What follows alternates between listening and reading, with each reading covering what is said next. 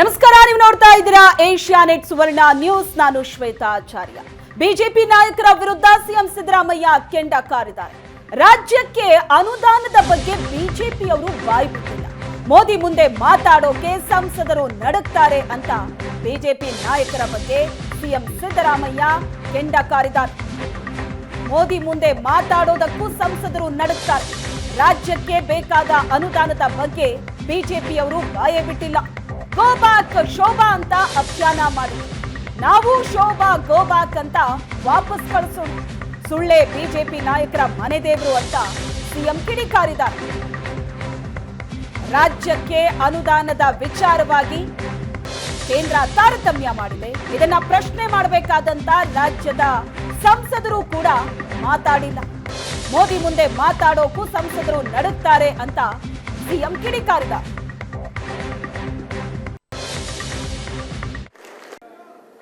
ಶೋಭಾ ಕರಂದ್ಲಾಜೆ ಕಳೆದ ಸಾರಿ ಅಂದ್ರೆ ಈಗ ಸಿಟ್ಟಿಂಗ್ ಎಂಪಿ ಯಾವ ಕ್ಷೇತ್ರದಿಂದ ಗೆದ್ದಿದ್ದು ಅವರು?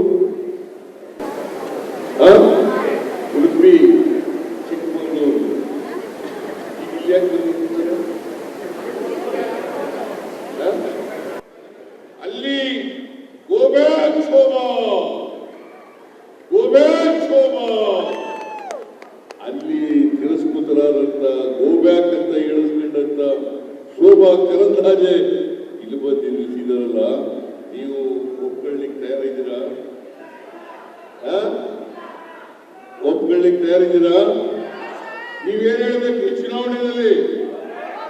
ಶೋಭಾ, ನಿನಗೆ ಅಲ್ಲಿ ತಿರಸ್ಕಾರ ಮಾಡಿದ್ದಾರೆ, ನಾವು ಕೂಡ ನಿಮ್ಮನ್ನ ತಿರಸ್ಕಾರ ಮಾಡ್ತೇವೆ ಅಂತ ಹೇಳಿ ಶೋಭಾ ಅವರನ್ನ ಸೋಲಿಸಿ ರಾಜೀವ್ ಗೌಡ ಅವರನ್ನ ಲೋಕಸಭೆಗೆ ಕಳಿಸ್ಕೊಟ್ಟಿದೆಯಲ್ವಾ? ಕಳಿಸ್ಕೊಟ್ಟಿರಲ್ರಿ? 15ನೇ ಹಣಕಾಸಿನ ಆಯೋಗದಲ್ಲಿ ಶಿಫಾರಸು ಮಾಡಿದ್ದನ್ನು ಕೊಡಲಿಲ್ಲ. ಜೊತೆಗೆ ನಿರ್ಮಲಾ ಸೀತಾರಾಮನ್ ಅವರ ಬಜೆಟ್ ಸ್ಪೀಚ್ ನಲ್ಲಿ 2023-24 ಬಜೆಟ್ ಸ್ಪೀಚ್ ಅಲ್ಲಿ ಅಪ್ಪರ್ ಭದ್ರಾ ಯೋಜನೆಗೆ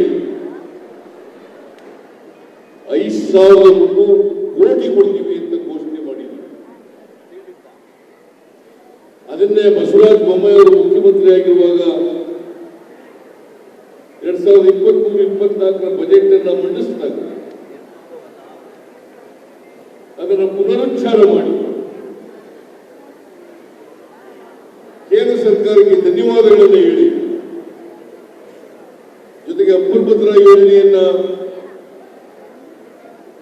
ರಾಷ್ಟ್ರೀಯ ಯೋಜನೆಯನ್ನಾಗಿ ಮಾಡ್ತೇವೆ, 5,300 ಕೋಟಿ ರೂಪಾಯಿಗಳನ್ನು ಕೊಟ್ಟೇ ಕೊಡ್ತಾರೆ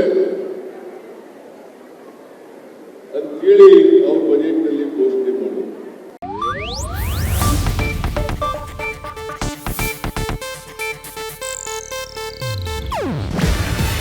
ಇದು ಏಷ್ಯಾನೆಟ್ ನ್ಯೂಸ್ ನೆಟ್ವರ್ಕ್ ಪ್ರಸ್ತುತಿ.